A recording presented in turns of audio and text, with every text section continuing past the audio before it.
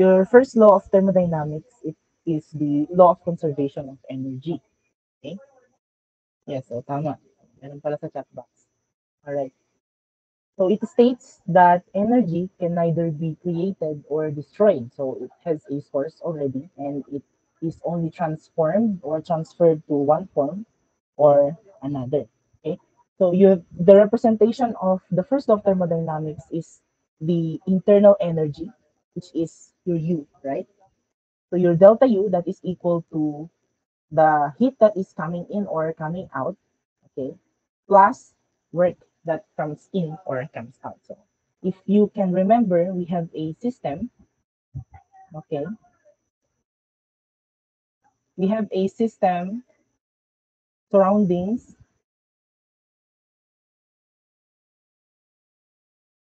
and the boundary, of course. Okay, so in the perspective of the system, when the energy is coming in, okay, that is positive, right? So if the energy comes out of the system, that is negative. That is applicable for both heat and work. So the internal energy, it is the totality of the energy inside the system. So if you can remember. Okay. So if the system is not to be disturbed or in an isolated zone, the internal energy is the same, right? So internal energy of the system, yun lang yun. Walang pumapasok at walang lumalabas. So we can only have change in our internal energy if we allow or the system allows heat and work to enter it. Okay. So I hope you remember that. Okay, so continuation of our first law of thermodynamics, of course, it pertains to heat content in a system. Okay, we have two cases. We can determine the heat content of the system at constant volume and constant pressure. So we already tackled what happens when there is a constant volume. Right? For constant volume, our work is zero, right? That this is isochoric. Your constant pressure, this is isobaric. It works under constant pressure. Okay. So heat content of a system, it can be measured by knowing the calorimeter constant and the delta T. Calorimeter constant, it also talk about the specific heat. Okay. So I hope it's not your first time to hear about specific heat. Okay. Your specific heat, it is the amount of energy required to raise a 1 gram of sample to 1 degree Celsius. Okay. So you have a 1 gram of sample, anything, okay, and you need a certain amount of energy to raise the temperature of that object to 1 degree Celsius. So your specific heat is unique in every kind of substance or any kind of matter. Okay? So yun yung parang nagbibigay rin sa kanila ng identity. They have their unique capacity of um, acquiring energy from the surroundings. Okay, so it can also be used, okay, to know if the object can conduct heat much faster or not. Okay, so delta T, of course, when there is a change in temperature, we know that there is an energy transfer. Okay, so this is evident sa bomb calorimeter ninyo. So you have already tackled bomb calorimeter when you were in first year, right? Sa chemistry for engineers. So it talks about a sample that is to be ignited in a bomb calorimeter, right? So if you can remember, you have a tank or a vessel, tapos may maliit pa na vessel sa loob. And then dito nilalagay yung sample for fuel, right? And then ini-ignite yan with a certain volts or electricity para ma-ignite. And then we know that this will heat up and the energy from the fuel is transferred to the water, of course, assuming this is perfectly mixed. Okay. So the original temperature of the water, T1, will be raised into T2. That's why we have a delta T. in the bomb colorimeter. And we know that there is change in energy. Okay, so change in heat. Okay, so it can be calculated by the formula Q is equal to C times delta T. Okay, specific heat is in terms of joules per grams per degree Celsius. Okay, joules per grams per degree Celsius for our colorimeter constant or specific heat. The delta T is about that is degree Celsius, so it can be cancelled, and we have joules per gram. And we know that specific heat talks about every gram of the sample. Okay, diba? So assume that the mass here is 1 gram. Okay, so cancelled ang gram. So we have Q is equal to joules, and we know joules is one of the unit of measurement for energy. That's for heat. Okay?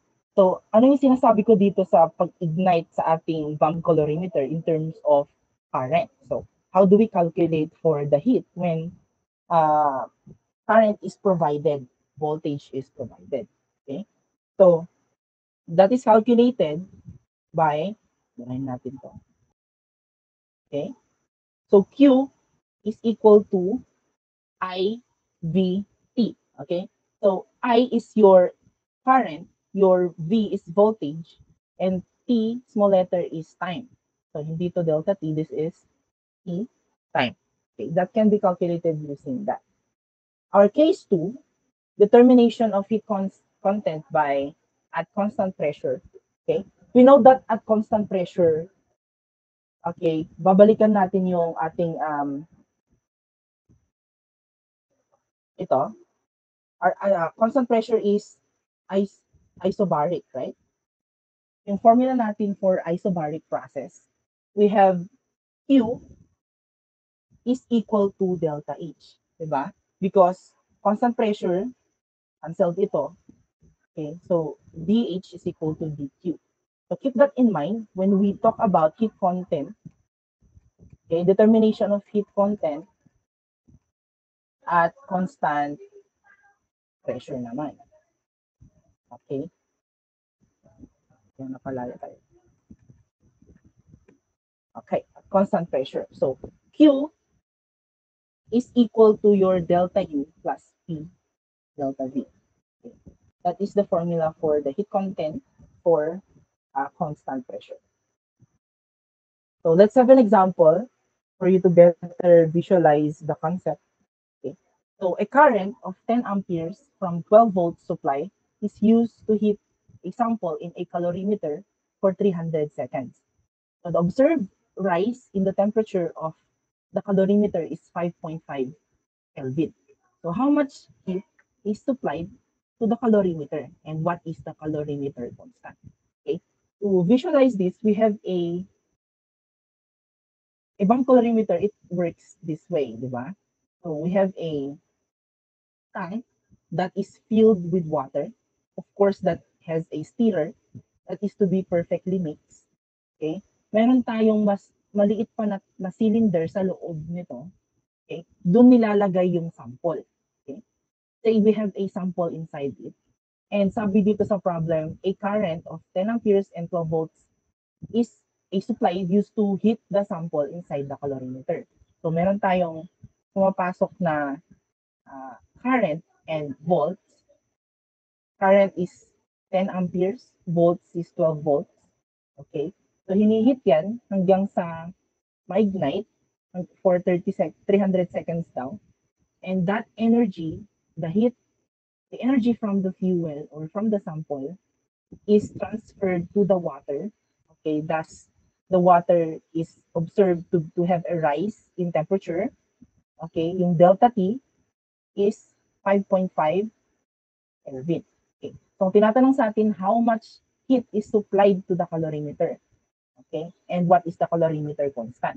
Calorimeter constant, it pertains to what kind of fuel we use, diba? Or what kind of sample ang ginamit. So, of course, writing the given are current 10 amperes, 12 volts, 300 seconds, and delta T is 5.5 Kelvin.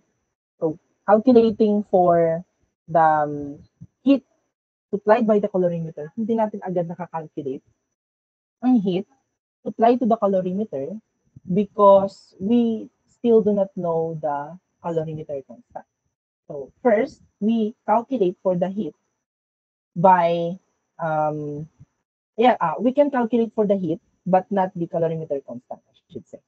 Okay, so using the formula for when the given is in terms of amperes and volts, we can calculate for the heat. That is equal to 36,000 joules or 36 kilojoules. Okay, and then substituting that here to calculate for the calorimeter constant, we have yung pumapasok pa sa meeting natin. Yan.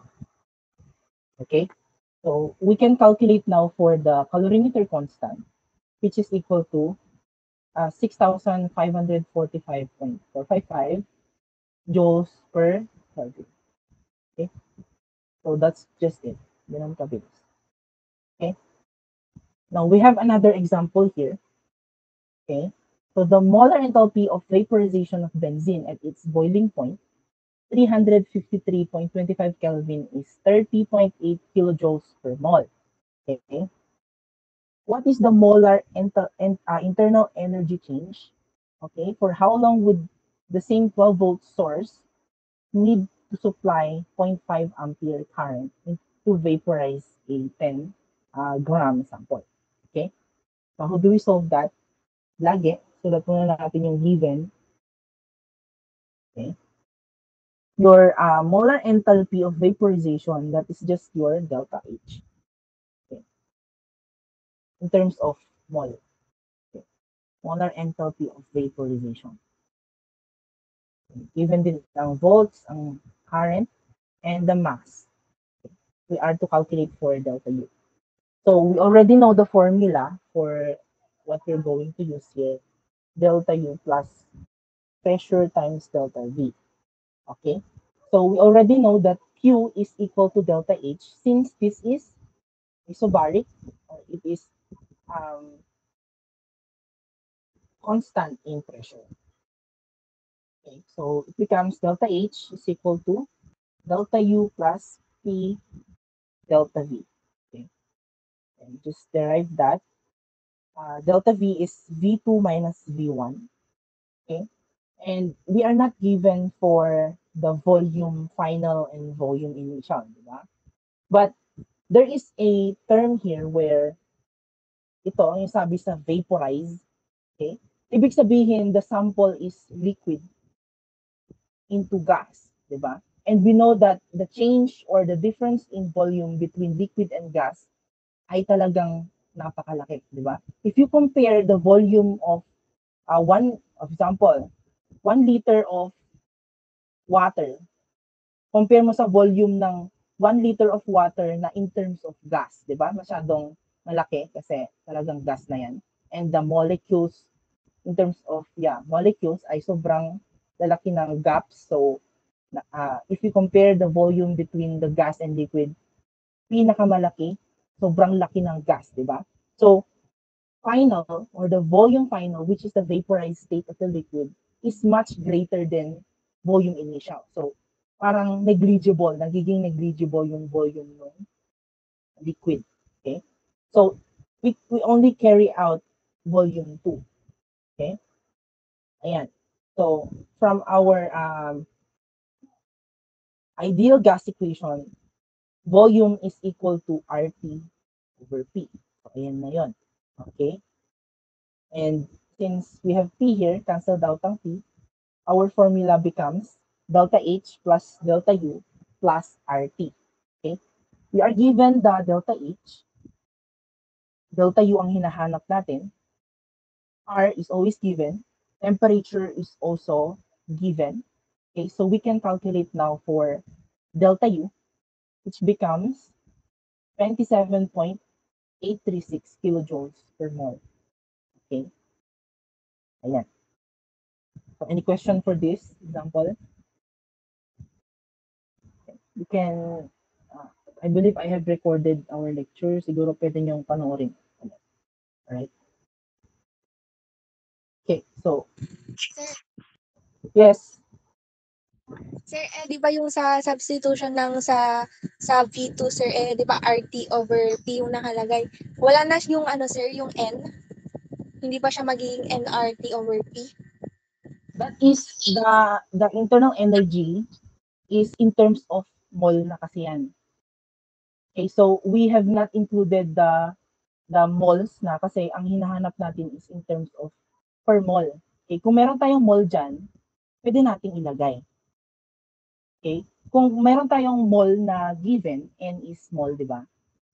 Okay, kapag may mole na given, ang delta U natin, ang kanyang unit will become just kj. Okay, and then ang given kasi natin din sa ating enthalpy is in terms of molar. So if we are to calculate this, parang this is calculated with the basis of 1 molar sample. Parang Diba? hindi ginamit yung 10 grams, sir.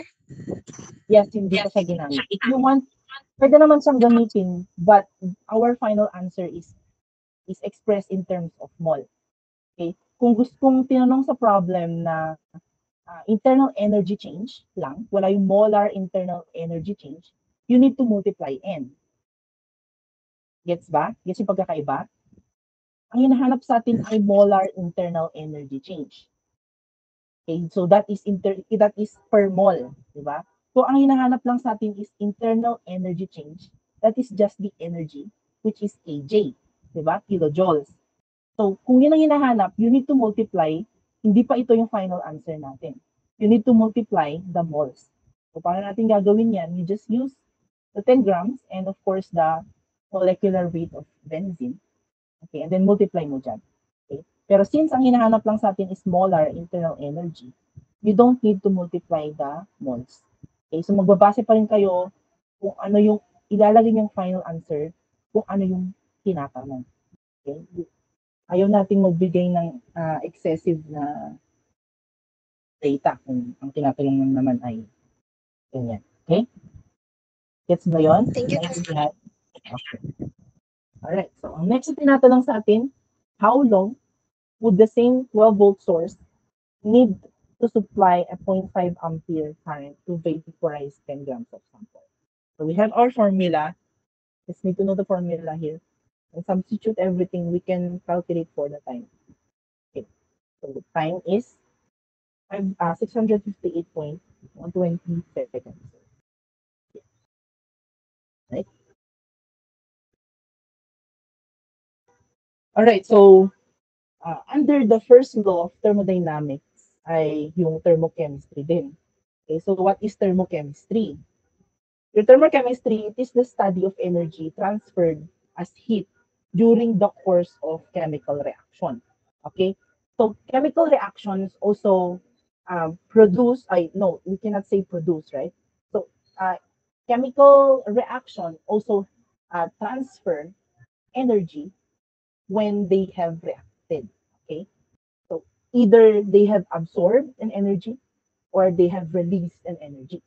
Okay, so we already know, we have established by now that everything, yes, everything has energy, diba?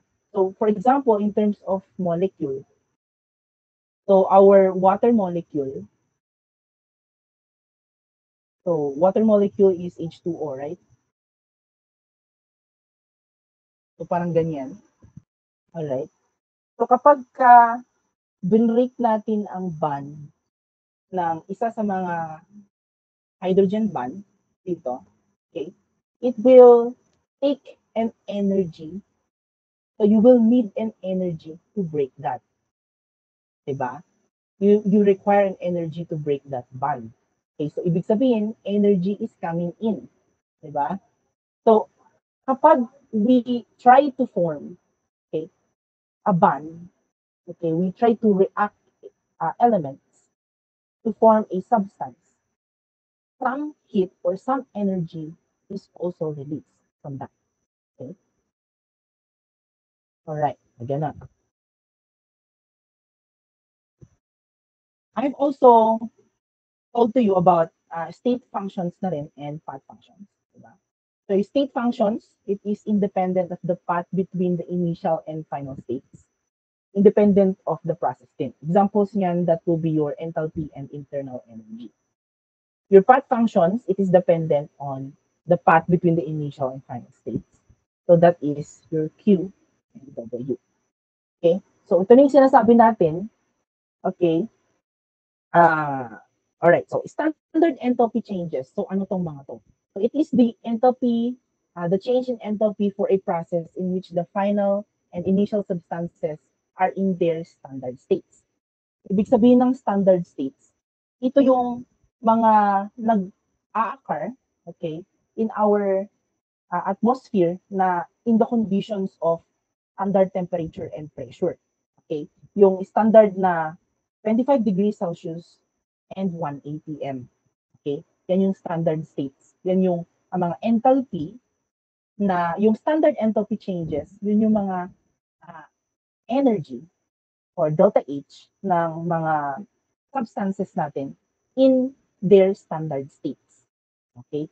The standard states, yung sinasabi ko, that is your 25 degrees Celsius and at 1 atm. Okay? So we also have what we call the exothermic and endothermic reactions. Exothermic reactions, ibig sabihin, ang reaction ay nagre-release ng energy or nagre-release ng heat. Okay? So exothermic, release of heat.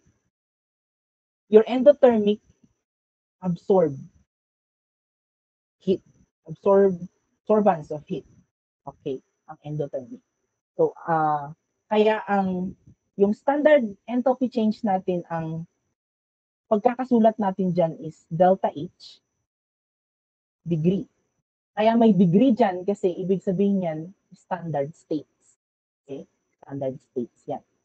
Okay? So, ang delta H standard enthalpy change ng exothermic reaction less than 0. So, ibig sabihin negative. Negative ang exothermic reactions. Ang ating endothermic reactions, positive naman yan. So, please keep that in mind.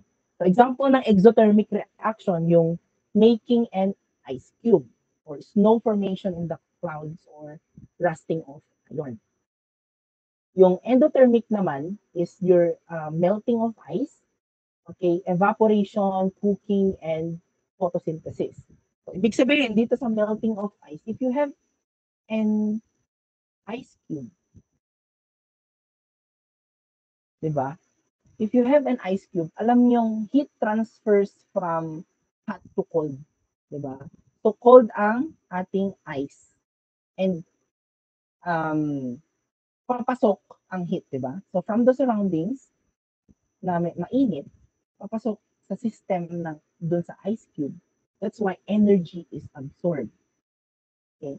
So ang delta H degree dyan is positive. Right? Okay. So we also have the standard enthalpy change that accompanies change in physical state. Okay. So at 298 Kelvin, so if water is changed into liquid, ay from liquid to gas, ang tawag dyan ay vaporization. And kapag gas to liquid naman, that is condensation. From solid to liquid, that is fusion or melting. Okay. And liquid to solid, that is freezing. Solid to gas, that is sublimation. And gas to solid is deposition. Okay. So, ang delta, so we call the, if that is from liquid to gas, ang tawag natin dyan is heat of vaporization or enthalpy of vaporization. Delta VAP H degree. Okay. For condensation naman, enthalpy of condensation din ang tawag. Fusion or melting, enthalpy of fusion, and then enthalpy of freezing, enthalpy of sublimation, and enthalpy of deposition. Okay? You can see here values of these reactions of different states of your water. Okay? Ito ay nakikita lang din naman sa Perry natin. So you don't need to memorize that. Okay? So, papakita ko sa inyo kung saan makikita ang enthalpy of formation. Okay? Yan. So, property of forward process is negative of the reverse of the process.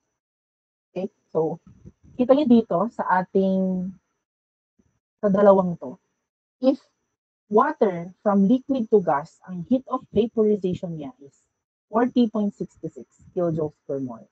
Dito sa ating secondary reaction, it is from gas to liquid. Binaliktad lang siya, di ba? So, ang value of the heat enthalpy or enthalpy of condensation is just the negative of the enthalpy of vaporization of water. Okay, kung babaliktarin mo ang sign. Okay, so that is a rule dito sa thermochemistry. Okay? Yeah, these are also other forms of enthalpy.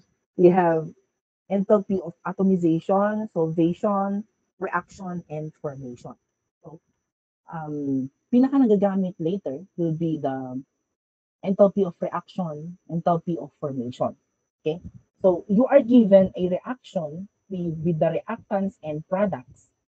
You calculate for the enthalpy of reaction based from the enthalpy of formation or standard enthalpies of each of the elements or substances present in the reaction, both the product and the reactant.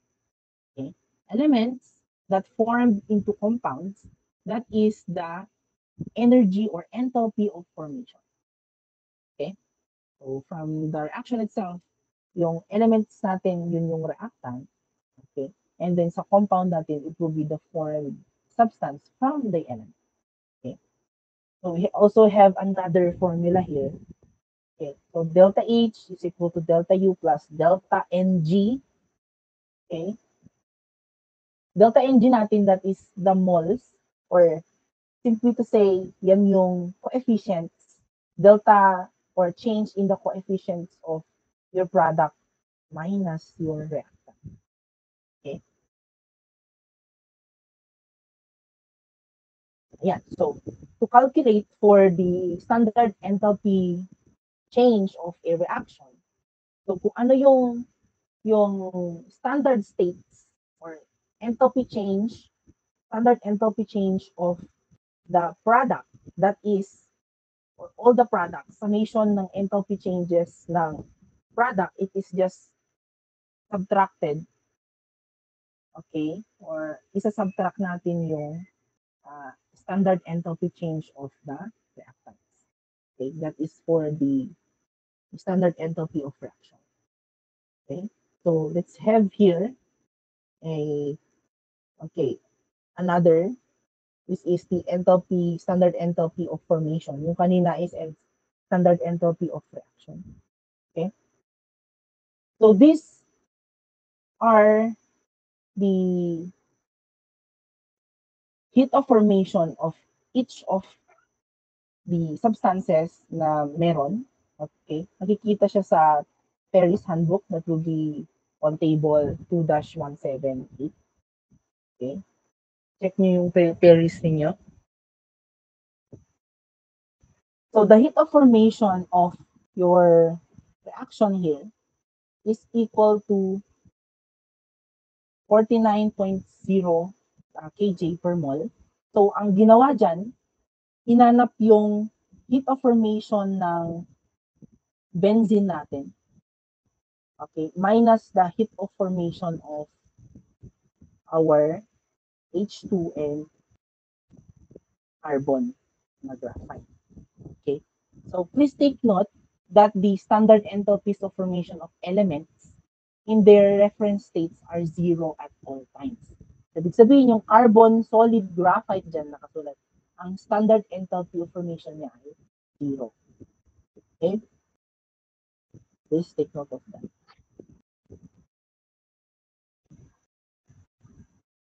Yeah. Okay. So, anong napapansin nyo sa pangalawa at pangatlong reaction? Magkapareho ba sila? Pero bakit magkaiba ang heat of formation nila? Magkapareho ba sila? Hindi.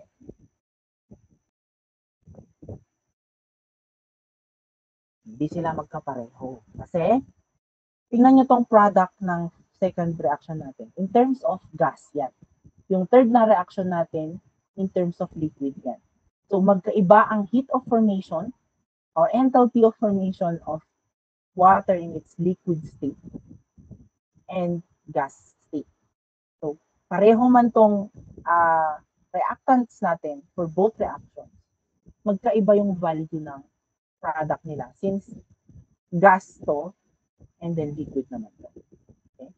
So, you can calculate for the heat of formation, okay, using your Paris hand. Ayan, kita dyan. Okay? So, sa Paris ninyo, meron kayong enthalpy of formation gives free of for energy of formation, entropy of ideal entropy, and standard net of combustion. So, ang titingnan ninyo is ideal gas enthalpy of formation. So, pansinin ninyo dyan, that is yung nakasulat dito, joules per kilomole times 10 raised to negative 7. So, ibig sabihin itong hexane natin, ang value niyan is 12.37 times 10 raised to negative 7 joules per kilomole. Okay? Yan. Yan ang pagbabasa dyan. Okay, baka kakaligtaan nyo kasi yung nasa taas na times 10 raised to negative 7. Okay? Huwag yung kakalimutan yan. Tingnan nyo lagi yung nasa taas. Okay, so ano yung pagkakaiba ng heat of formation at heat of reaction? Okay?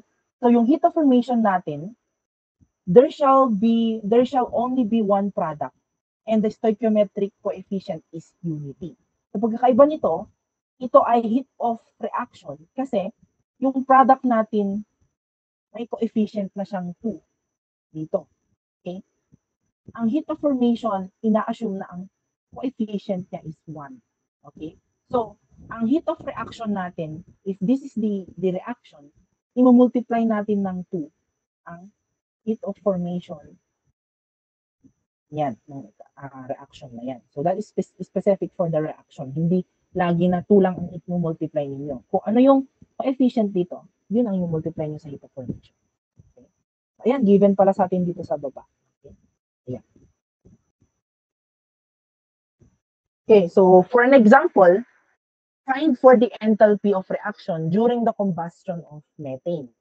Okay, so ito ay na-balance naman na. So methane in gaseous form plus oxygen plus yields to water and carbon dioxide. Combustion naman lagi water and carbon dioxide ang product. Okay, so to calculate for the heat of reaction yan, kailangan mo yung heat of formation of each of the elements or substances na present dyan. And please take note that yung element ay 0 ang kanyang heat of formation. Okay? Sa table 2-78, makikita yung carbon dioxide in its gaseous form. So yung G dyan, that is in turn, ibig sabihin gas form. Okay? And that is negative 94.052. Okay? Ang water naman natin, kung titingnan ninyo sa pairing ninyo, nasa table 2-178 lang din. Okay, gas ang given sa atin. So, titingnan natin yung gas, that is negative 57.7979. So, ano po yung hahanapin natin? Okay? Ayan, meron na tayo nito for the product. Okay? And then, ang next na hanapin natin ay yung methane. Okay, yung methane natin ay nasa 2-179. Ito yon. That is negative 7.452.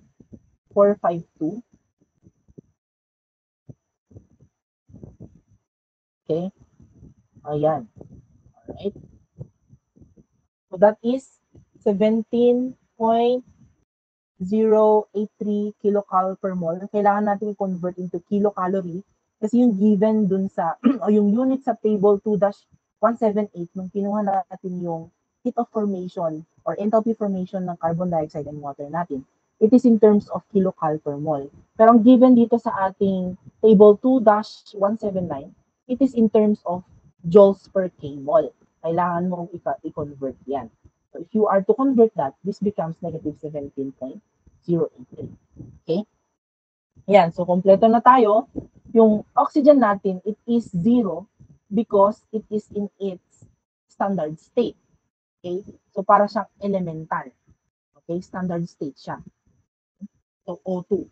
O2, ganun. Wala siyang nakalagay kung ano siya. So that is assumed to be 0. Okay, so calculating for the heat of formation of the reaction, ito na yun, just the reactant, the product minus the reactant. So product ito is for the carbon dioxide and water minus the heat of formation of the reactant. This is the product. Okay, so we found out that it is 191 negative 191.845 kilocalories per mole. Okay. So you can practice by yourself, okay, kung paano yan, hanapin nyo lang dyan naman. Okay?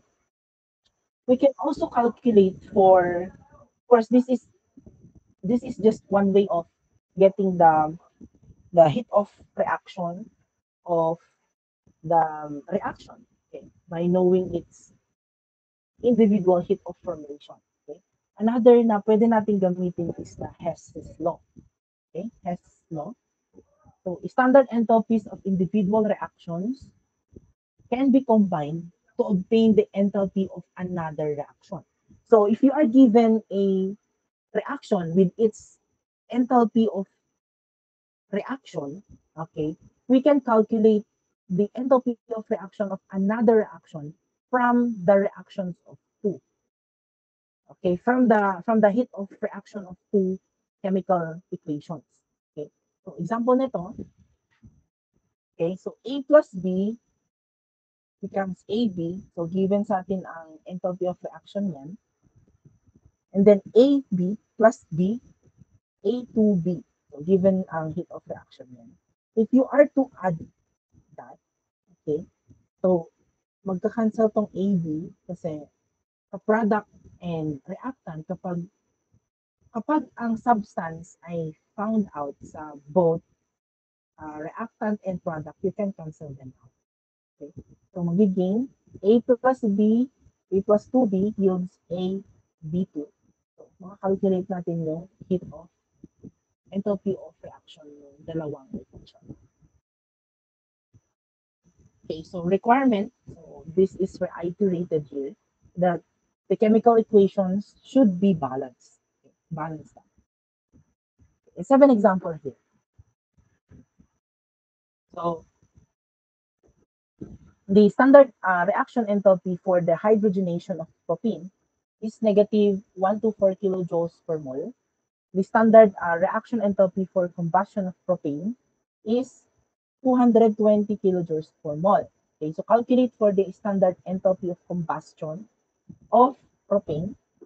Okay, so given to us yung dalawang reaction, okay, hydrogenation yung una, so just add H2, okay. So meron tayong heat of reaction na given, and then another is the combustion of propane. Okay? Ayan. And then calculate for the standard enthalpy of combustion of propane. Okay?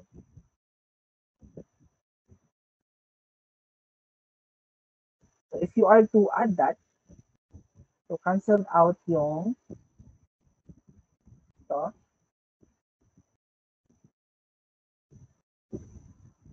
So bakit tayo may isa pang reaction? Okay. So we need to eliminate yung H2 dito sa ating first reaction. Okay, so we just add another reaction, which is the heat of reaction or the reaction of water, nagiging H2 plus 1/2 of O2 para matanggal tong H2. Okay? So the standard enthalpy of combustion of propane, ito na yung reaction natin. Ibaba natin ito.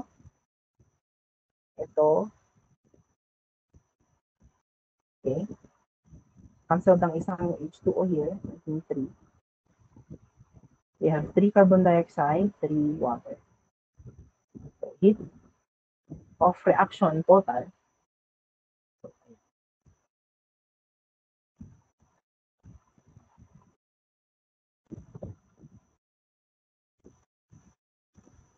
So we have another law here that allows the calculation of reaction enthalpy at arbitrary temperature. So, minsan ang given kasi sa atin ay arbitrary temperature, or we cannot perform it experimentally. So, we cannot see it directly. So, we can just estimate the enthalpy of reaction using the Kirchhoff's law. Okay? So, kasi kung ang pinapahanap sa atin ay enthalpy of reaction at very high temperature na parang ang hirap i-attain ng kapag ginagawa sa experiment, we can use this Kirchhoff law para ma-estimate lang yun. Okay? So, the Kirchhoff law ay ito yun. May given na arbitrary na temperature and from a respective value of the temperature at a reference temperature. So, for example, ito, yung reaction ng hydrogen and bromine para makakuha ng hydrogen bromide. Okay. So for the standard enthalpy of that at 298 K is negative 366 joules per mole.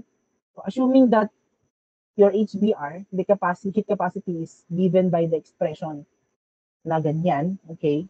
So ang heat capacity natin minsan, so if that pertains to a specific na sample or specific na material, diba sabi ko sa inyo, every material has a unique na heat capacity.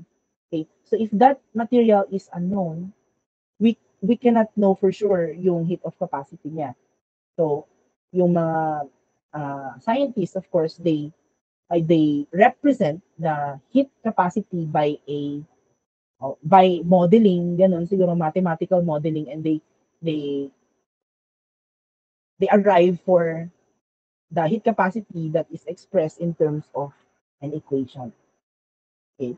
So, ayan. So, gaya nito. Okay?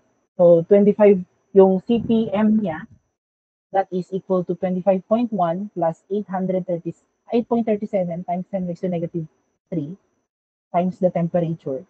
Okay? And, ayan. So, what if you are to calculate for the heat of formation or heat of reaction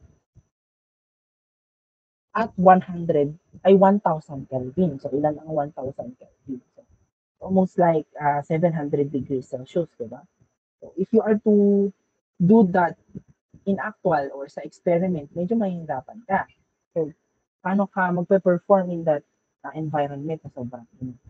Okay, so, Kirchhoff law is used. Yeah. So, the heat of formation, sorry ulit yung heat of formation ko. Yes, that is heat of formation. Since hydrogen bromide, isa lang yung coefficient niya. The coefficient is unity at mag-isa lang siya na product. So, actually, that is heat of formation. Okay? So, the heat of formation at 1,000 Kelvin ay ito. Okay? So, can you please do this as your tip work and then pass it through a Google link later.